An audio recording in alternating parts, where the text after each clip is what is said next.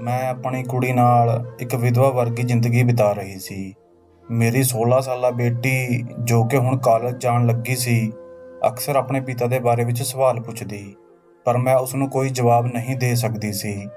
ਇਹ ਇੱਕ ਅਜਿਹਾ ਰਾਜ ਸੀ ਜਿਸ ਉੱਪਰੋਂ ਮੈਂ ਕਦੇ ਵੀ ਪਰਦਾ ਨਹੀਂ ਚੁੱਕਣਾ ਚਾਹੁੰਦੀ ਸੀ। ਮੇਰੀ ਬੇਟੀ ਮੈਨੂੰ ਬਹੁਤ ਪਿਆਰ ਕਰਦੀ ਸੀ।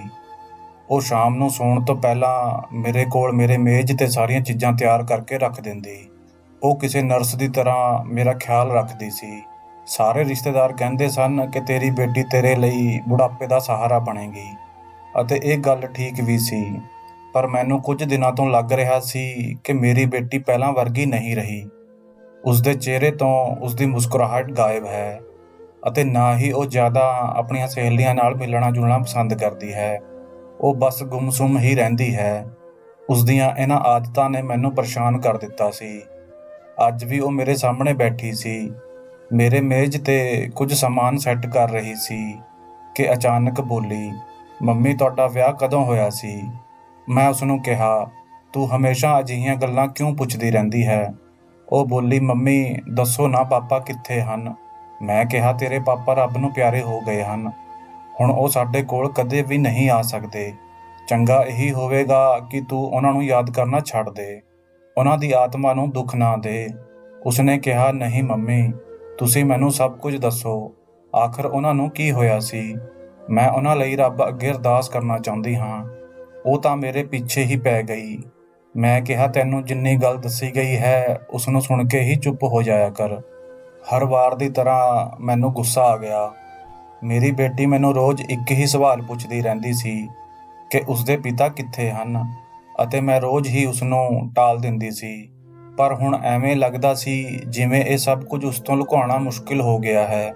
ਰਾਤ ਨੂੰ ਪਿਆਸ ਲੱਗਣ ਕਰਕੇ ਮੇਰੀ ਅੱਖ ਖੁੱਲ੍ਹੀ ਤਾਂ ਮੈਂ ਦੇਖਿਆ ਮੇਰੀ ਬੇਟੀ ਬਿਸਤਰੇ 'ਤੇ ਨਹੀਂ ਸੀ। ਮੈਂ ਉਸਨੂੰ ਆਵਾਜ਼ ਮਾਰੀ, "ਕੋਮਲ ਬੇਟਾ, ਤੂੰ ਕਿੱਥੇ ਹੈ?" ਪਰ ਉਸਦੀ ਕੋਈ ਆਵਾਜ਼ ਨਹੀਂ ਆਈ। ਮੈਨੂੰ ਆਪਣੀ ਬੇਟੀ 'ਤੇ ਕੋਈ ਸ਼ੱਕ ਨਹੀਂ ਸੀ, ਪਰ ਅੱਜ-ਕੱਲ੍ਹ ਉਸਦਾ ਚੁੱਪ-ਚੁੱਪ ਰਹਿਣਾ ਅਤੇ ਫਿਰ ਮੇਰੇ ਕਮਰੇ ਵਿੱਚ ਨਾ ਆਉਣਾ ਖਤਰੇ ਦੀ ਨਿਸ਼ਾਨੀ ਸੀ। ਪਰ ਮੈਂ ਇਸ ਗੱਲ ਵੱਲ ਜ਼ਿਆਦਾ ਧਿਆਨ ਨਹੀਂ ਦਿੱਤਾ। ਮੇਰਾ ਖਿਆਲ ਸੀ ਕਿ ਮੇਰੀ ਬੇਟੀ ਨੂੰ ਜੋ ਵੀ ਪਰੇਸ਼ਾਨੀ ਹੈ, ਸਮੇਂ ਦੇ ਨਾਲ-ਨਾਲ ਆਪਣੇ ਆਪ ਠੀਕ ਹੋ ਜਾਵੇਗੀ। ਉਂਝ ਵੀ ਮੇਰੀ ਬੇਟੀ ਬਹੁਤ ਮਜ਼ਬੂਤ ਸੀ, ਪਰ ਮੇਰਾ ਅੰਦਾਜ਼ਾ ਗਲਤ ਨਿਕਲਿਆ। ਸਵੇਰੇ ਮੈਂ ਉੱਠੀ ਤਾਂ ਕੋਮਲ ਕਿਤੇ ਵੀ ਨਜ਼ਰ ਨਹੀਂ ਆ ਰਹੀ ਸੀ। ਮੈਂ ਉਸਨੂੰ ਬਹੁਤ ਆਵਾਜ਼ਾਂ ਮਾਰੀਆਂ, ਪਰ ਉਸਨੇ ਕੋਈ ਜਵਾਬ ਨਾ ਦਿੱਤਾ। ਤਾਂ ਮੇਰੀ ਨਜ਼ਰ ਡਰਾਇੰਗ ਰੂਮ 'ਤੇ ਪਈ, ਜਿਸ ਦਾ ਦਰਵਾਜ਼ਾ ਅੰਦਰ ਤੋਂ ਬੰਦ ਸੀ। ਮੈਨੂੰ ਹੈਰਾਨੀ ਹੋਈ, ਉਹ ਡਰਾਇੰਗ ਰੂਮ ਵਿੱਚ ਕੀ ਕਰ ਰਹੀ ਹੈ, ਅਤੇ ਰਾਤ ਨੂੰ ਵੀ ਉਹ ਕਮਰੇ ਵਿੱਚ ਨਹੀਂ ਸੀ। ਮੈਂ ਦਰਵਾਜ਼ੇ ਕੋਲ ਜਾ ਕੇ ਉਸਨੂੰ ਆਵਾਜ਼ ਮਾਰੀ, ਪਰ ਉਸਨੇ ਕਿਸੇ ਆਵਾਜ਼ ਦਾ ਜਵਾਬ ਨਾ ਦਿੱਤਾ।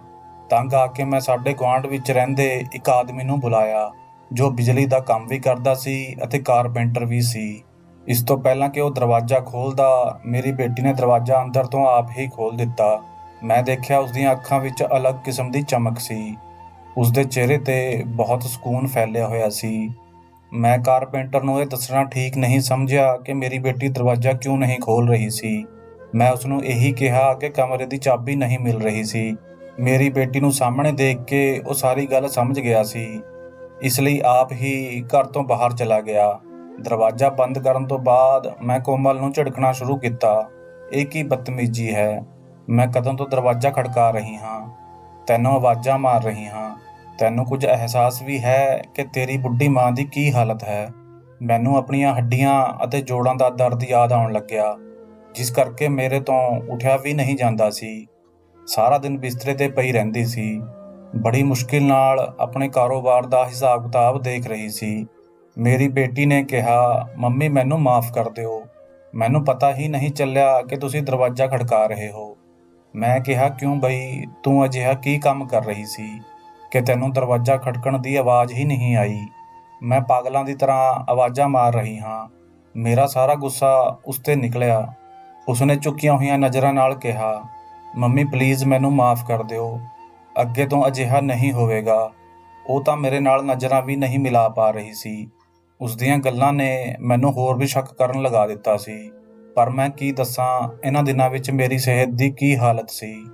ਹੱਡੀਆਂ ਵਿੱਚ ਪਹਿਲਾਂ ਹੀ ਦਰਦ ਸੀ। ਰਾਤ ਨੂੰ ਪਾਣੀ ਪੀਣ ਉੱਠੀ ਤਾਂ ਫਰਸ਼ ਤੋਂ ਪੈਰ ਫਿਸਲ ਕੇ ਗਿਰ ਗਈ। ਤਾਂ ਮੇਰੇ ਸਰੀਰ 'ਤੇ ਅਜਿਹੀਆਂ ਸੱਟਾਂ ਲੱਗੀਆਂ ਜਿਸ ਕਰਕੇ ਹਿੱਲਣਾ ਵੀ ਔਖਾ ਹੋ ਗਿਆ ਸੀ। ਹੁਣ ਤਾਂ ਮੈਨੂੰ ਲੱਗਦਾ ਸੀ ਕਿ ਮੇਰੀ ਸਾਰੀ ਜ਼ਿੰਦਗੀ ਇਸੇ ਬਿਮਾਰੀ ਵਿੱਚ ਗੁਜ਼ਰੇਗੀ। ਮੇਰੀ ਬੇਟੀ ਮੈਨੂੰ ਤਸੱਲੀ ਦਿੰਦੀ ਰਹਿੰਦੀ ਕਿ ਮੰਮੀ, ਤੁਹਾਡੀ ਬਿਮਾਰੀ ਕੋਈ ਇੰਨੀ ਵੱਡੀ ਨਹੀਂ ਹੈ, ਇਹ ਤਾਂ ਮਿੰਟਾਂ ਸਕਿੰਟਾਂ ਵਿੱਚ ਠੀਕ ਹੋ ਜਾਵੇਗੀ। ਤੁਸੀਂ ਪਰੇਸ਼ਾਨ ਨਾ ਹੋਇਆ ਕਰੋ, ਮੈਂ ਤੁਹਾਨੂੰ ਕਦੇ ਬਿਮਾਰ ਨਹੀਂ ਰਹਿਣ ਦੇਵਾਂਗੀ। ਮੈਂ ਉਸ ਦੀਆਂ ਗੱਲਾਂ 'ਤੇ ਹੱਸ ਪੈਂਦੀ। ਉਸਨੂੰ ਨਹੀਂ ਪਤਾ ਸੀ ਕਿ ਇਹ ਸਮਾਂ ਮੇਰੇ ਲਈ ਕਿੰਨਾ ਦੁਖਦਾਇਕ ਸੀ। ਖੈਰ, ਹੁਣ ਮੈਂ ਆਪਣੇ ਕਮਰੇ ਵਿੱਚ ਹੀ ਰਹਿੰਦੀ ਹਾਂ, ਕਿਤਾਬਾਂ ਪੜ੍ਹਦੀ ਹਾਂ, ਟੀਵੀ ਵਗੈਰਾ ਦੇਖਦੀ ਹਾਂ। ਮੇਰੀ ਬੇਟੀ ਜਦੋਂ ਵੀ ਘਰ ਆਉਂਦੀ, ਮੇਰੇ ਕੋਲ ਬੈਠ ਕੇ ਗੱਲਾਂ ਕਰਦੀ ਤਾਂ ਮੇਰਾ ਦਿਲ ਖੁਸ਼ ਹੋ ਜਾਂਦਾ। ਜਦੋਂ ਉਹ ਮੈਨੂੰ ਕਮਰੇ ਵਿੱਚ ਛੱਡ ਕੇ ਅਕਸਰ ਬਾਹਰ ਚਲੀ ਜਾਂਦੀ ਤਾਂ ਮੈਂ ਉਸਨੂੰ ਆਵਾਜ਼ਾਂ ਮਾਰਦੀ ਤਾਂ ਉਹ ਆਉਣ ਵਿੱਚ 2-3 ਮਿੰਟ ਜ਼ਰੂਰ ਲਗਾ ਦਿੰਦੀ ਅਤੇ ਆਵਾਜ਼ ਦਾ ਕੋਈ ਜਵਾਬ ਨਾ ਦਿੰਦੀ, ਜਿਵੇਂ ਕਿਸੇ ਨੇ ਉਸਨੂੰ ਚੁੱਪ ਰਹਿਣ ਲਈ ਕਿਹਾ ਹੋਵੇ। ਉਸਦੀਆਂ ਇਹ ਗੱਲਾਂ ਮੈਨੂੰ ਉਲਝਣ ਵਿੱਚ ਪਾ ਦਿੰਦੀਆਂ ਸਨ। ਇੱਕ ਦਿਨ ਦੀ ਗੱਲ ਹੈ, ਮੇਰੇ ਸਿਰ ਵਿੱਚ ਬਹੁਤ ਦਰਦ ਸੀ। ਮੈਂ ਉਸਨੂੰ ਬੁਲਾਇਆ ਤਾਂ ਉਹ ਭੱਜਦੀ ਹੋਈ ਅੰਦਰ ਕਮਰੇ ਵਿੱਚ ਆ ਗਈ। ਮੈਂ ਕਿਹਾ, ਮੇਰੇ ਸਿਰ ਵਿੱਚ ਦਰਦ ਹੋ ਰਿਹਾ ਹੈ, ਮੇਰਾ ਸਿਰ ਘੁੱਟ ਦੇ। ਉਹ ਚੁੱਪਚਾਪ ਮੇਰਾ ਸਿਰ ਘੁੱਟਣ ਲੱਗੀ ਅਤੇ ਮੂੰਹ ਤੋਂ ਇੱਕ ਸ਼ਬਦ ਵੀ ਨਹੀਂ ਬੋਲੀ। ਹੁਣ ਮੈਂ ਨੋਟ ਕਰ ਰਹੀ ਸੀ ਕਿ ਉਹ ਜ਼ਿਆਦਾਤਰ ਚੁੱਪ ਹੀ ਰਹਿੰਦੀ ਸੀ। ਮੇਰੇ ਆਵਾਜ਼ ਮਾਰਨ 'ਤੇ ਵੀ ਉਹ ਬੋਲਦੀ ਨਹੀਂ ਸੀ। ਮੇਰੀ ਬੇਟੀ ਨੂੰ ਕੀ ਹੋ ਗਿਆ ਹੈ, ਮੈਂ ਦਿਲ ਹੀ ਦਿਲ ਵਿੱਚ ਸੋਚਦੀ ਰਹਿੰਦੀ, ਪਰ ਕੋਈ ਹੱਲ ਨਹੀਂ ਮਿਲ ਰਿਹਾ ਸੀ।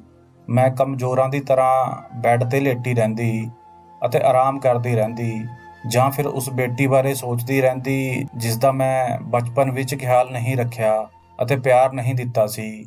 ਸ਼ਾਇਦ ਇਹ ਉਸੇ ਦਾ ਅਸਰ ਸੀ ਕਿ ਉਹ ਇੰਨੀ ਚੁੱਪ ਰਹਿਣ ਲੱਗੀ ਸੀ, ਪਰ ਉਹ ਮੇਰਾ ਬਹੁਤ ਖਿਆਲ ਰੱਖਦੀ ਸੀ। ਮੈਨੂੰ ਬਿਸਤਰੇ ਤੋਂ ਨੀਚੇ ਪੈਰ ਹੀ ਨਹੀਂ ਰੱਖਣ ਦਿੰਦੀ ਸੀ। ਉਹ ਕਹਿੰਦੀ, ਤੁਹਾਨੂੰ ਤਕਲੀਫ ਹੋਵੇਗੀ, ਤੁਸੀਂ ਬੈਠੇ ਰਹੋ, ਮੈਂ ਤੁਹਾਨੂੰ ਹਰ ਚੀਜ਼ ਇੱਥੇ ਹੀ ਲਿਆ ਕੇ ਦੇਵਾਂਗੀ। ਹੁਣ ਮੈਂ ਆਪਣੇ ਕਮਰੇ ਤੱਕ ਹੀ ਸੀਮਤ ਹੋ ਕੇ ਰਹਿ ਗਈ ਸੀ।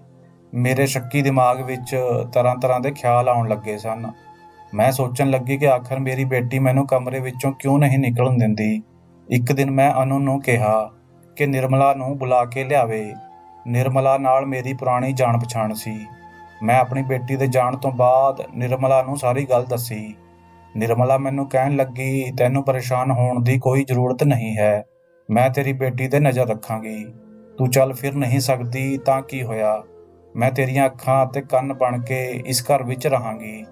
ਤੂੰ ਬਸ ਆਪਣੀ ਬੇਟੀ ਨੂੰ ਕਹਿ ਦੇ ਕਿ ਉਹ ਮੈਨੂੰ ਇਸ ਘਰ ਵਿੱਚੋਂ ਜਾਣ ਲਈ ਨਾ ਕਹੇ। ਮੈਨੂੰ ਨਿਰਮਲਾ 'ਤੇ ਪੂਰਾ ਯਕੀਨ ਸੀ। ਉਸਨੇ ਮੈਨੂੰ ਕਿਹਾ, ਹੋ ਸਕਦਾ ਹੈ ਤੇਰੀ ਬੇਟੀ ਕਿਸੇ ਅਜਿਹੇ ਕੰਮ ਵਿੱਚ ਫਸ ਗਈ ਹੋਵੇ ਜਿਸ ਵਿੱਚੋਂ ਨਿਕਲਣਾ ਉਸ ਲਈ ਔਖਾ ਹੋ ਰਿਹਾ ਹੋਵੇ। ਮੈਂ ਉਸ ਉੱਤੇ ਪੂਰੀ ਨਜ਼ਰ ਰੱਖਾਂਗੀ। ਹੁਣ ਉਹ ਮੇਰੀਆਂ ਨਜ਼ਰਾਂ ਤੋਂ ਨਹੀਂ ਬਚ ਸਕੇਗੀ। ਹੁਣ ਮੈਨੂੰ ਨਿਰਮਲਾ ਦਾ ਇੰਤਜ਼ਾਰ ਰਹਿਣ ਲੱਗਿਆ। ਮੈਂ ਆਪਣੀ ਬੇਟੀ ਨੂੰ ਕਿਹਾ ਕਿ ਇਹ ਮੇਰੀ ਇੱਕ ਪੁਰਾਣੀ ਸਹੇਲੀ ਹੈ। ਇਸ ਦੇ ਪਤੀ ਨੇ ਇਸ ਨੂੰ ਘਰ ਵਿੱਚੋਂ ਕੱਢ ਦਿੱਤਾ ਹੈ। ਇਹ ਤਲਾਕਸ਼ੁਦਾ ਹੈ, ਇਸ ਲਈ ਇਹ ਕੁਝ ਦਿਨ ਇੱਥੇ ਹੀ ਸਾਡੇ ਨਾਲ ਰਹੇਗੀ, ਕਿਉਂਕਿ ਇਸ ਕੋਲ ਹੋਰ ਕੋਈ ਠਿਕਾਣਾ ਨਹੀਂ ਹੈ।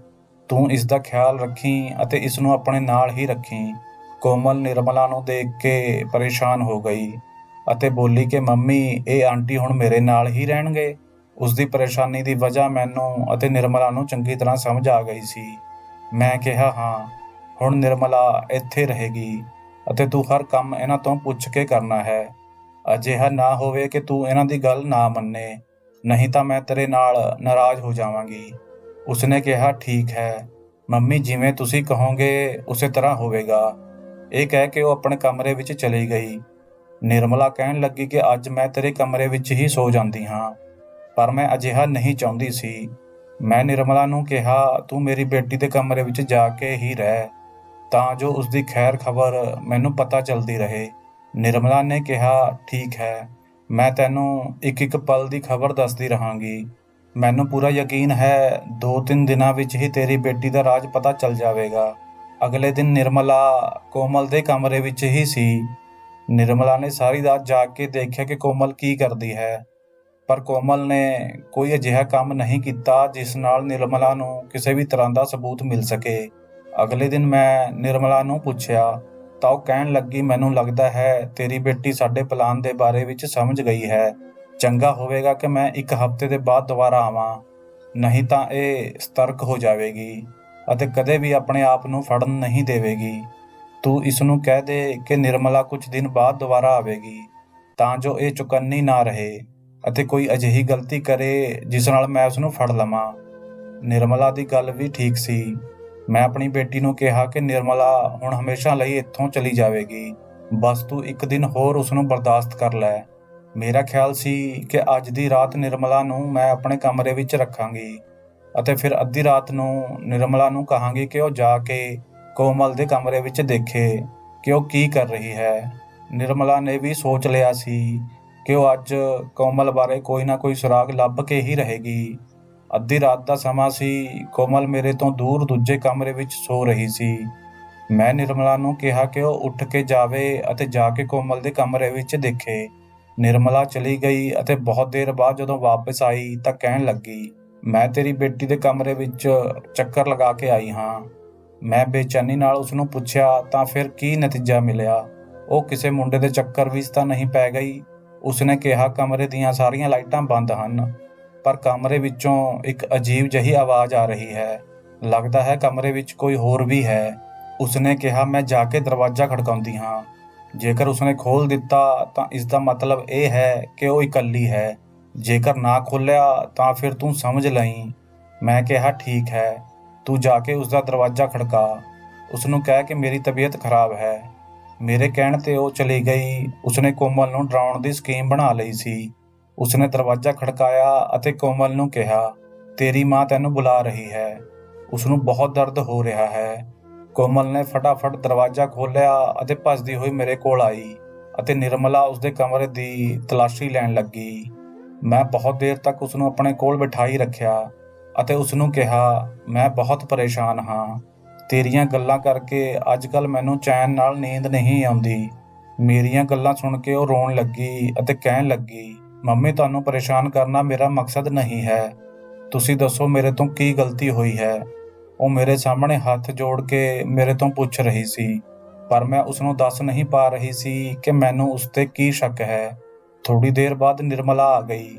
ਉਸਨੇ ਮੈਨੂੰ ਇਸ਼ਾਰਾ ਕੀਤਾ ਤਾਂ ਮੈਂ ਕੋਮਲ ਨੂੰ ਜਾਣ ਲਈ ਕਿਹਾ।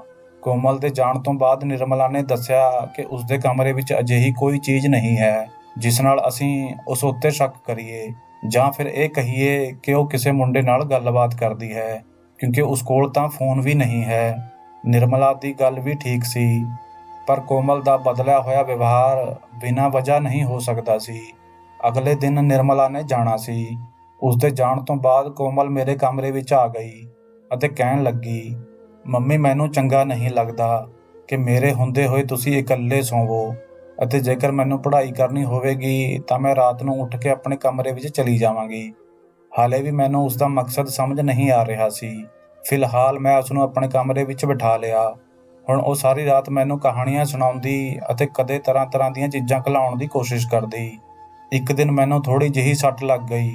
ਉਹ ਕਹਿਣ ਲੱਗੀ, ਮੰਮੀ, ਤੁਹਾਨੂੰ ਹਲਦੀ ਵਾਲਾ ਦੁੱਧ ਪਿਲਾਵਾਂਗੀ, ਉਸ ਨਾਲ ਤੁਸੀਂ ਠੀਕ ਹੋ ਜਾਓਗੇ, ਤੁਹਾਨੂੰ ਕੋਈ ਬਿਮਾਰੀ ਨਹੀਂ ਹੋਵੇਗੀ। ਇਹ ਮੇਰੀ ਇੱਕ ਸਹੇਲੀ ਨੇ ਮੈਨੂੰ ਦੱਸਿਆ ਕਿ ਉਸਨੇ ਇਸ ਵਿੱਚ ਇੱਕ ਖਾਸ ਕਿਸਮ ਦੀ ਜੜੀ ਬੂਟੀ ਵੀ ਪਾਈ ਹੈ, ਜਿਸ ਨਾਲ ਸਾਰੀਆਂ ਬਿਮਾਰੀਆਂ ਦੂਰ ਹੋ ਜਾਂਦੀਆਂ ਹਨ। ਮੈਂ ਆਪਣੀ ਬੇਟੀ ਦੀ ਗੱਲ ਸੁਣ ਕੇ ਖੁਸ਼ ਹੋ ਗਈ। ਹੁਣ ਉਹ ਹੋਰ ਜ਼ਿਆਦਾ ਮੇਰਾ ਖਿਆਲ ਰੱਖਣ ਲੱਗੀ।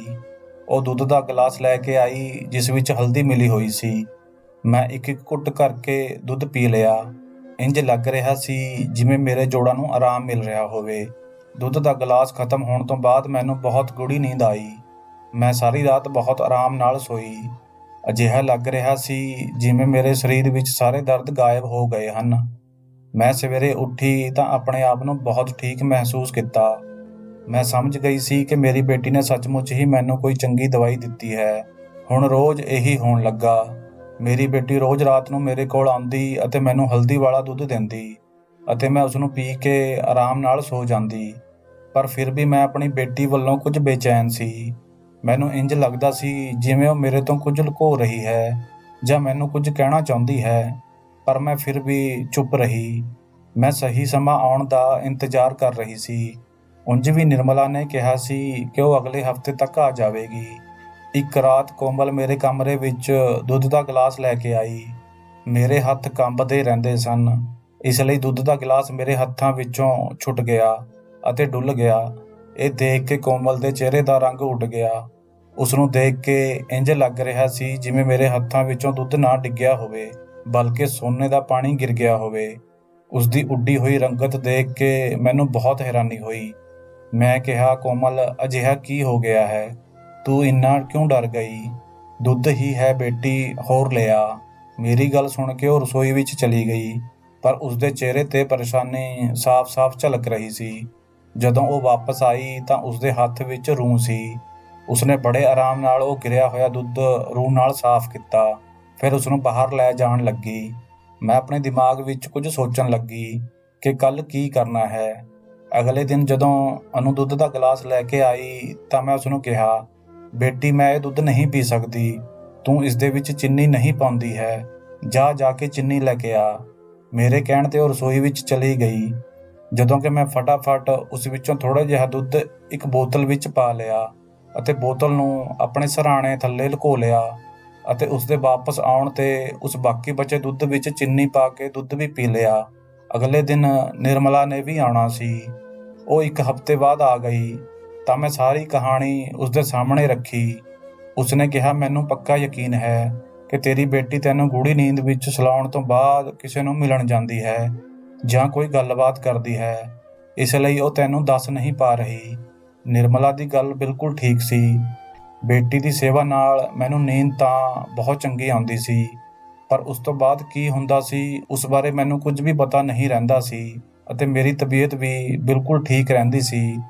ਨਿਰਮਲਾ ਦੇ ਮੁਤਾਬਿਕ ਅਜਿਹਾ ਨਸ਼ਾ ਵੀ ਹੁੰਦਾ ਹੈ ਜਿਸ ਨਾਲ ਇਨਸਾਨ ਨੂੰ ਕੁਝ ਸਮੇਂ ਲਈ ਆਰਾਮ ਮਹਿਸੂਸ ਹੁੰਦਾ ਰਹਿੰਦਾ ਹੈ। ਉਸਨੇ ਕਿਹਾ, ਲੱਗਦਾ ਹੈ ਤੇਰੀ ਬੇਟੀ ਤੈਨੂੰ ਕੋਈ ਅਜਿਹੀ ਦਵਾਈ ਪਿਲਾਉਂਦੀ ਹੈ ਤਾਂ ਜੋ ਤੂੰ ਕੁਝ ਦੇਰ ਲਈ ਆਪਣੇ ਆਪ ਨੂੰ ਚੰਗਾ ਮਹਿਸੂਸ ਕਰੇ। ਨਿਰਮਲਾ ਦੀ ਗੱਲ ਵੀ ਠੀਕ ਸੀ ਅਤੇ ਇਸੇ ਦਿਨ ਲਈ ਮੈਂ ਬੋਤਲ ਵਿੱਚ ਦੁੱਧ ਰੱਖਿਆ ਸੀ। ਮੈਂ ਉਹ ਬੋਤਲ ਨਿਰਮਲਾ ਨੂੰ ਦੇ ਦਿੱਤੀ ਅਤੇ ਉਸਨੂੰ ਕਿਹਾ ਕਿ ਇਸ ਨੂੰ ਕਿਸੇ ਲੈਬੋਰੇਟਰੀ ਵਿੱਚ ਟੈਸਟ ਕਰਵਾਏ ਤਾਂ ਜੋ ਪਤਾ ਚੱਲੇ ਕਿ ਆਖਰ ਮੇਰੀ ਬੇਟੀ ਦੁੱਧ ਵਿੱਚ ਅਜਿਹਾ ਕੀ ਮਿਲਾਉਂਦੀ ਹੈ ਕਿ ਦੁੱਧ ਡੁੱਲਣ ਕਰਕੇ ਉਹ ਇੰਨੀ ਪਰੇਸ਼ਾਨ ਹੋ ਗਈ ਸੀ। ਨਿਰਮਲਾ ਮੇਰਾ ਦਿੱਤਾ ਹੋਇਆ ਦੁੱਧ ਲੈ ਕੇ ਲੈਬੋਰੇਟਰੀ ਵਿੱਚ ਚਲੀ ਗਈ। ਉੱਥੇ ਟੈਸਟ ਕਰਵਾ ਕੇ ਪਤਾ ਚੱਲਿਆ ਕਿ ਇਸ ਵਿੱਚ ਸਿਆਹੀ ਦੇ ਸਿਵਾਏ ਹੋਰ ਕੁਝ ਵੀ ਨਹੀਂ ਹੈ, ਤਾਂ ਕਿ ਇਸ ਦਾ ਮਤਲਬ ਮੇਰੀ ਬੇਟੀ ਮੈਨੂੰ ਨੀਲੇ ਰੰਗ ਦੀ ਸਿਆਹੀ ਪਿਲਾਉਂਦੀ ਹੈ। ਮੈਂ ਹੋਰ ਉਲਝਣ ਵਿੱਚ ਪੈ ਗਈ। ਮੈਨੂੰ ਸਮਝ ਨਹੀਂ ਆ ਰਿਹਾ ਸੀ ਕਿ ਆਖਰ ਮੇਰੀ ਬੇਟੀ ਮੈਨੂੰ ਦੁੱਧ ਵਿੱਚ ਸਿਆਹੀ ਕਿਉਂ ਪਿਲਾਉਂਦੀ ਸੀ। ਤਾਂ ਮੈਂ ਸੋਚ ਲਿਆ ਕਿ ਮੈਨੂੰ ਉਸ ਨਾਲ ਹੀ ਗੱਲ ਕਰਨੀ ਪਵੇਗੀ। ਇਸ ਤਰ੍ਹਾਂ ਤਾਂ ਉਹ ਦੱਸਣ ਵਾਲੀ ਨਹੀਂ ਸੀ। ਮੈਂ ਉਸਨੂੰ ਆਪਣੀ ਕਸਮ ਦਿੱਤੀ ਤਾਂ ਉਸਨੇ ਮੈਨੂੰ ਸਾਰੀ ਸੱਚਾਈ ਦੱਸ ਦਿੱਤੀ। ਉਹ ਕਹਿਣ ਲੱਗੀ, ਮੰਮੀ, ਮੈਨੂੰ ਸਭ ਕੁਝ ਪਤਾ ਹੈ। ਤੁਸੀਂ ਪਾਪਾ ਨਾਲ ਕੀ ਕੀਤਾ ਸੀ। ਮੈਂ ਹੁਣ ਵੀ ਰੋਜ਼ ਪਾਪਾ ਨੂੰ ਮਿਲਦੀ ਹਾਂ। ਉਹ ਮੈਨੂੰ ਤੇਰੀ ਸਾਰੀ ਕਰਤੂਤ ਦੱਸਦੇ ਹਨ। ਉਹ ਦੱਸਦੇ ਹਨ ਕਿ ਤੁਸੀਂ ਉਹਨਾਂ ਨੂੰ ਮਾਰਨ ਦੀ ਕੋਸ਼ਿਸ਼ ਵੀ ਕੀਤੀ ਸੀ, ਪਰ ਫਿਰ ਵੀ ਉਹਨਾਂ ਨੇ ਤੁਹਾਨੂੰ ਮਾਫ਼ ਕਰ ਦਿੱਤਾ। ਉਹ ਚਾਹੁੰਦੇ ਤਾਂ ਤੁਹਾਨੂੰ ਨੁਕਸਾਨ ਵੀ ਪਹੁੰਚਾ ਸਕਦੇ ਸਨ, ਪਰ ਉਹਨਾਂ ਨੇ ਸਾਰੀ ਜ਼ਿੰਦਗੀ ਸਬਰ ਕੀਤਾ ਅਤੇ ਇਹ ਸ਼ਾਇਦ ਉਹਨਾਂ ਦੇ ਸਬਰ ਦਾ ਹੀ ਨਤੀਜਾ ਸੀ ਕਿ ਰੱਬ ਨੇ ਉਹਨਾਂ ਨੂੰ ਮੇਰੇ ਨਾਲ ਮਿਲਾ ਦਿੱਤਾ। ਮੈਨੂੰ ਜਦੋਂ ਸਾਰੀ ਸੱਚਾਈ ਪਤਾ ਚੱਲੀ ਤਾਂ ਮੈਂ ਤੁਹਾਡੇ ਨਾਲ ਸਵਾਲ ਜਵਾਬ ਕੀਤੇ, ਪਰ ਤੁਹਾਡੇ ਕੋਲ ਕੋਈ ਜਵਾਬ ਨਹੀਂ ਸੀ। ਇਸ ਲਈ ਮੈਨੂੰ ਆਪਣੇ ਪਿਤਾ ਦੀਆਂ ਗੱਲਾਂ 'ਤੇ ਯਕੀਨ ਤਾਂ ਕਰਨਾ ਹੀ ਸੀ ਅਤੇ ਉਹ ਸੱਚ ਹੀ ਕਹਿੰਦੇ ਸਨ ਕਿ ਤੁਸੀਂ ਉਹਨਾਂ ਨੂੰ ਧੋਖਾ ਦਿੱਤਾ। ਪਰ ਉਹਨਾਂ ਨੇ ਮੈਨੂੰ ਇਹ ਕਿਹਾ ਕਿ ਮੈਂ ਤੁਹਾਡੇ ਨਾਲ ਇਸ ਬਾਰੇ ਵਿੱਚ ਕੋਈ ਸਵਾਲ ਜਵਾਬ ਨਾ ਕਰਾਂ ਅਤੇ ਨਾ ਹੀ ਇਸ ਕਾਰਨ ਤੁਹਾਡੇ ਨਾਲ ਨਫ਼ਰਤ ਕਰਾਂ, ਕਿਉਂਕਿ ਰੱਬ ਸਭ ਦਾ ਹਿਸਾਬ ਜ਼ਰੂਰ ਕਰਦਾ ਹੈ। ਬਸ ਮੰਮੀ ਪਾਪਾ ਦੇ ਇਸ ਵਰਤਾਓ ਨੇ ਮੈਨੂੰ ਆਪਣੀ ਆਗਿਆਕਾਰੀ ਬੇਟੀ ਬਣਾ ਲਿਆ। ਮੈਂ ਉਹਨਾਂ ਨੂੰ ਮਿਲਣ ਲੱਗੀ ਤਾਂ ਮੈਂ ਉਹਨਾਂ ਨੂੰ ਤੁਹਾਡੀ ਬਿਮਾਰੀ ਦੇ ਬਾਰੇ ਵਿੱਚ ਦੱਸਿਆ ਤਾਂ ਉਹਨਾਂ ਨੇ ਮੈਨੂੰ ਕਾਗਜ਼ 'ਤੇ ਕੁਝ ਪਰਮਾਤਮਾ ਦਾ ਨਾਮ ਲਿਖ ਕੇ ਦਿੱਤਾ ਅਤੇ ਕਿਹਾ ਕਿ ਇਹ ਘੋਲ ਕੇ ਮੈਂ ਤੁਹਾਨੂੰ ਪਿਲਾ ਦੇਵਾਂ। ਮੇਰਾ ਮਕਸਦ ਤੁਹਾਡੀ ਚੰਗੀ ਸਿਹਤ ਤੋਂ ਇਲਾਵਾ ਹੋਰ ਕੁਝ ਵੀ ਨਹੀਂ ਸੀ। ਮੈਂ ਤੁਹਾਨੂੰ ਬਿਮਾਰ ਨਹੀਂ ਦੇਖਣਾ ਚਾਹੁੰਦੀ ਸੀ ਅਤੇ ਨਾ ਹੀ ਮੈਂ ਤੁਹਾਨੂੰ ਨਫ਼ਰਤ ਕਰਦੀ ਹਾਂ। ਤੁਹਾਡੇ 'ਤੇ ਕੋਈ ਜ਼ੋਰ ਜ਼ਬਰਦਸਤੀ ਤਾਂ ਨਹੀਂ ਹੈ। ਤੁਸੀਂ ਜਿਵੇਂ ਚਾਹੋ ਆਪਣੀ ਜ਼ਿੰਦਗੀ ਗੁਜ਼ਾਰੋ। ਸਭ ਕੁਝ ਤੁਹਾਡੇ ਹੱਥ ਵਿੱਚ ਹੈ। ਮੇਰੀ ਤਾਂ ਜਿਵੇਂ ਦੁਨੀਆ ਹੀ ਬਦਲ ਗਈ। ਮੈਂ ਆਪਣੀ ਬੇਟੀ ਨੂੰ ਕਿਹਾ ਕਿ ਤੂੰ ਮੈਨੂੰ ਆਪਣੇ ਪਾਪਾ ਨਾਲ ਮਿਲਾ ਦੇ। ਮੈਂ ਉਹਨਾਂ ਤੋਂ ਮਾਫ਼ੀ ਮੰਗਣਾ ਚਾਹੁੰਦੀ ਹਾਂ। ਮੇਰੀ ਬੇਟੀ ਨੇ ਮੈਨੂੰ ਮੇਰੇ ਪਤੀ ਨਾਲ ਮਿਲਾ ਦਿੱਤਾ। ਇਸ ਤੋਂ ਬਾਅਦ ਮੈਂ ਆਪਣੇ ਪਤੀ ਅਤੇ ਆਪਣੀ ਬੇਟੀ ਤੋਂ ਮਾਫ਼ੀ ਮੰਗੀ ਅਤੇ ਆਪਣੇ ਪਤੀ ਦੇ ਨਾਲ ਇੱਕ ਨਵੀਂ ਜ਼ਿੰਦਗੀ ਦੀ ਸ਼ੁਰੂਆਤ ਕੀਤੀ। ਤਾਂ ਦੋਸਤੋ, ਇਹ ਸੀ ਸਾਡੀ ਅੱਜ ਦੀ ਕਹਾਣੀ। ਉਮੀਦ ਕਰਦੇ ਹਾਂ ਕਿ ਤੁਹਾਨੂੰ ਪਸੰਦ ਆਈ ਹੋਵੇਗੀ। ਤੁਹਾਡਾ ਕੀ ਕਹਿਣਾ ਹੈ ਇਸ ਕਹਾਣੀ ਦੇ ਬਾਰੇ ਵਿੱਚ ਕਮੈਂਟ ਕਰਕੇ ਸਾਨੂੰ ਜ਼ਰੂਰ ਦੱਸਿਓ। ਵੀਡੀਓ ਨੂੰ ਲਾਈਕ ਕਰ ਦਿਓ ਅਤੇ ਇਸੇ ਤਰ੍ਹਾਂ ਦੀਆਂ ਕਹਾਣੀਆਂ ਲਗਾਤਾਰ ਦੇਖਣ ਲਈ ਚੈਨਲ ਨੂੰ ਸਬਸਕ੍ਰਾਈਬ ਕਰਕੇ ਘੰਟੀ ਨੂੰ ਦਬਾ ਕੇ ਆਲ 'ਤੇ ਸੈੱਟ ਕਰੋ ਤਾਂ ਜੋ ਆਉਣ ਵਾਲੀ ਵੀਡੀਓ ਦਾ ਨੋਟੀਫਿਕੇਸ਼ਨ ਤੁਹਾਡੇ ਤੱਕ ਤੁਰੰਤ ਪਹੁੰਚ ਜਾਵੇ। ਮਿਲਦੇ ਹਾਂ ਤੁਹਾਨੂੰ ਅਗਲੀ ਵੀਡੀਓ ਵਿੱਚ। ਤਦ ਤੱਕ ਲਈ ਧੰਨਵਾਦ।